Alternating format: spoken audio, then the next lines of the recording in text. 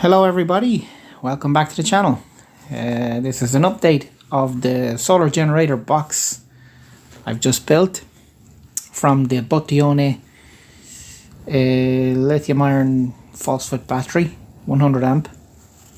And it's more or less a video to show some updates and also to test the capacity of the battery. As I said I would in a previous video, here we are. So the updates are as follows. There has been updates. In particular, when we come to this side, we'll see now a 12 volt port for 80 amps DC. 12 volt DC, 80 amps port. I'll show you how that was done. This one has stayed the same at 30 amps, and we've also updated the DC end of it, which is here. We now have 220 volts, 1000 watts, and the reason for that is we've installed a new inverter, and here's the inverter here. It's the box of it. That's what it came in. It's 1000 watt. It's an Amazon purchase. Sun cell, a sun cell. So let's open the box up and take you inside, and we'll see what on in here. Now the upgrades are as follows. Let me get some light in here.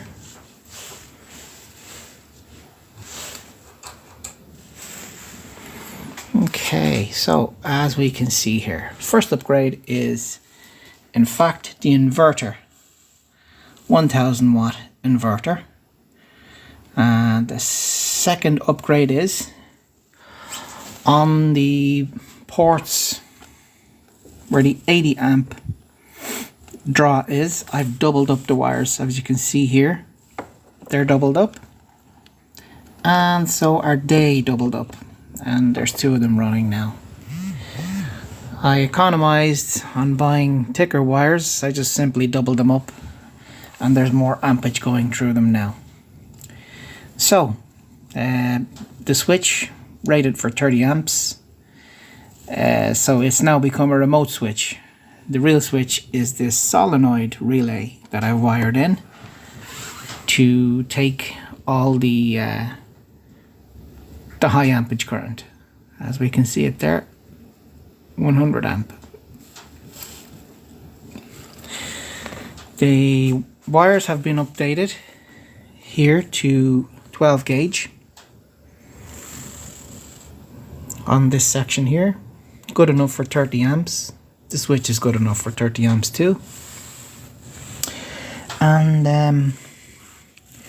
I've taken it out of the fuse board, because this is only rated for 30 amps, and it all comes through this 100 amp breaker now at the moment.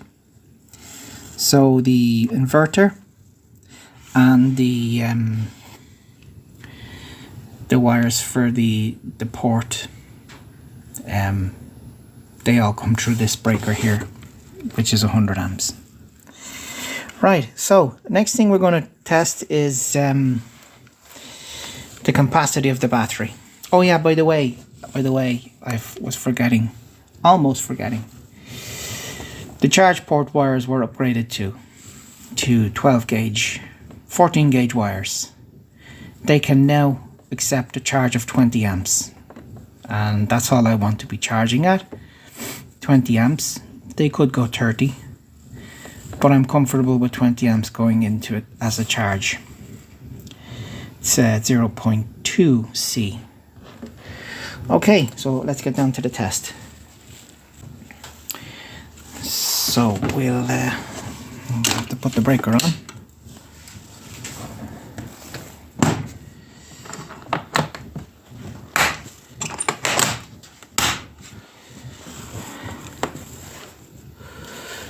Okay, let's have a look here. We've zeroed all the we've zeroed everything. We have a charge capacity of 14.2.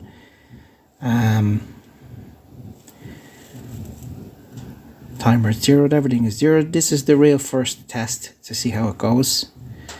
And we've also upgraded the plug on the charger to an JST plugs. No, sorry. What's this? XT60 plugs. Okay. So let's get on with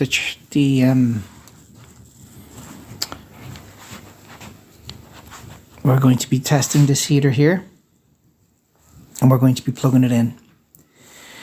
I'll be back to you. Bear with me while I connect all this up.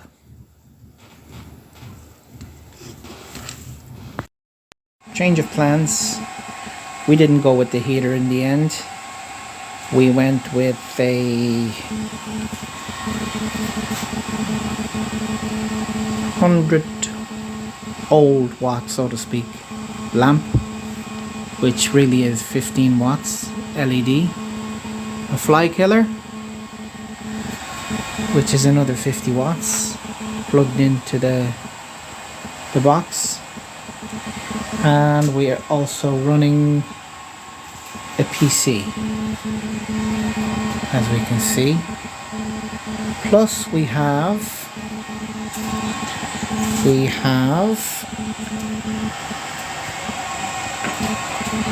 battery charger, storage charging, which is not putting anything back into the battery. It's just set to discharge batteries at 0.7 amps. And two desktop lights, one here and one under the shelf there. So we've been running a few days, well, 2 days. We are charge status is now almost 16 hours, 15 hours and 53 minutes. Our consumption is 88 amps, 88.2 amps. The most I can draw out of the box is 85 amps with everything connected. And we're at 11.1 volts. Now, the disconnect, the cutoff voltage on this box is 10.8, 10.9. We are at 90 amps, but remember this has been, there's battery degradation through the space of 2 days I've been doing this. Possibly 3. We've had a storm here, and I had to stop the test during the storm in case of power cuttage. At least I would have had the box. I could have used the box. So the box has been lying for 1 day, disconnected, idle.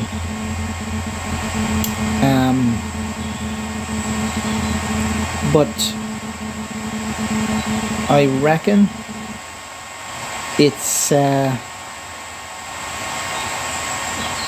that the 10 amps, it's at 88.4 amps we've taken out of the battery so far. That's including 2 days lying around disconnected. So I will probably have to carry out another test, a consistent test from start to finish.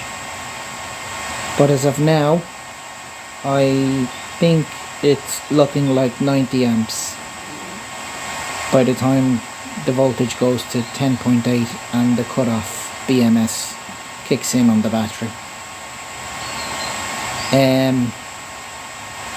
I'm going to have to do another test eventually with a consistent draw, start to finish, no pausing. Thanks for watching. If you like the video, like and subscribe. We will be doing another test at the flying field where we're going to charge these batteries here at a very high amperage. They're 6-cell batteries, 5000 milliamps. We're going to be charging them maybe at 8 or 9 amps per channel, and we're going to see how many charges we can get out of a box on a full day's flying. Thanks again for watching.